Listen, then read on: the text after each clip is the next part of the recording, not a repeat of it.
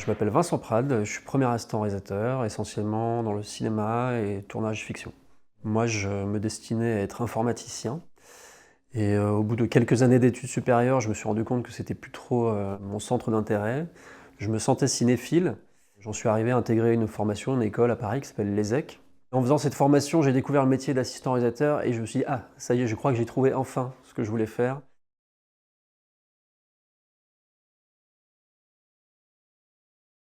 Je suis une sorte de collaborateur technique et artistique du réalisateur pour faire en sorte qu'il ait tout ce qu'il faut en temps et en heure pour fabriquer son film. Généralement, c'est une production qui nous appelle ou directement un réalisateur et qui nous propose une collaboration. Donc la première chose à faire, c'est de lire le scénario et juste sentir si on est intéressé ou pas. Si on sent que le point de vue, la façon dont ce film a envie d'être fait nous correspond, nous parle, et que le réalisateur ou la réalisatrice a envie de travailler avec nous aussi, en général, c'est là que le choix se fait et qu'on se dit « ok, on bosse ensemble ».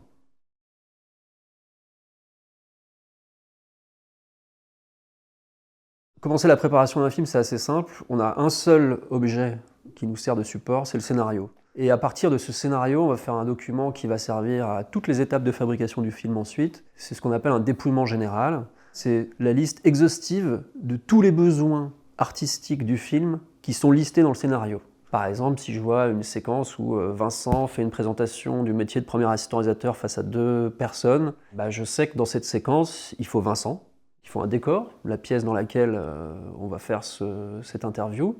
Il faut du matériel pour l'interview, donc sûrement une caméra, sûrement quelque chose pour prendre le son. Il faut aussi les personnes qui m'interviewent. Et il faut des accessoires. Par exemple, il faut un casque sur les oreilles de la personne qui m'interviewe ou la liste des questions qu'il va me poser dans ses mains.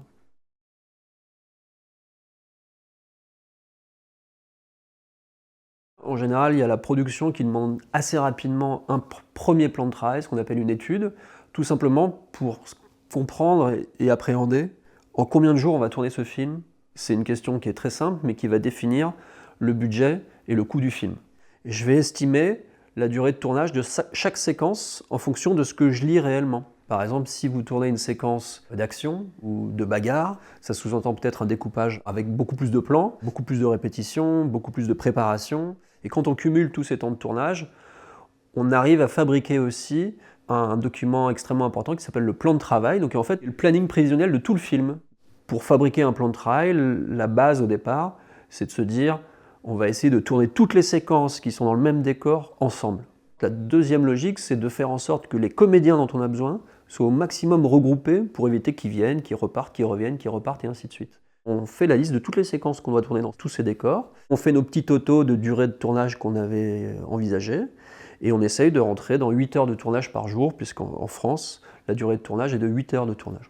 Des fois, on passe par une simplification du scénario ou un agencement du scénario pour faire en sorte que et le budget du film et le scénario écrit se rejoignent et qu'on soit sûr que quand on tourne ce film, personne n'est frustré et qu'on a tout ce qu'il faut correctement pour bien le faire.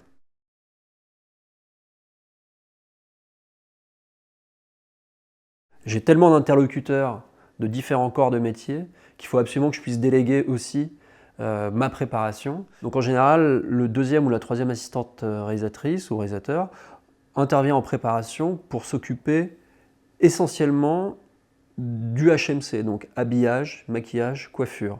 Et en tournage, ma place sur le plateau, c'est d'être le plus proche possible du réalisateur ou de la réalisatrice. Comme ça, je sais instantanément ce dont il a besoin et les informations qu'il a envie de passer. Et moi, je suis là pour répandre l'information.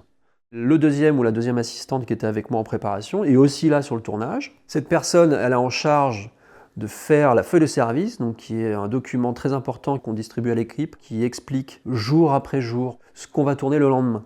Donc avec la liste de tout ce dont on a besoin. Donc en fait, le deuxième assistant non seulement est sur le plateau, mais doit aussi préparer le lendemain, le surlendemain, et avoir un coup d'avance pour que la machine ne s'arrête jamais de tourner. Il y a un endroit clé qui s'appelle les loges, c'est là où on prépare les comédiens le matin ou durant la journée. Et là, typiquement, il y a un troisième ou une troisième assistant réalisatrice qui est aux loges. Je la tiens informée de l'avancée de la préparation sur le plateau. Et quand tous les deux on est prêts, on fait venir les comédiens et on peut commencer à tourner.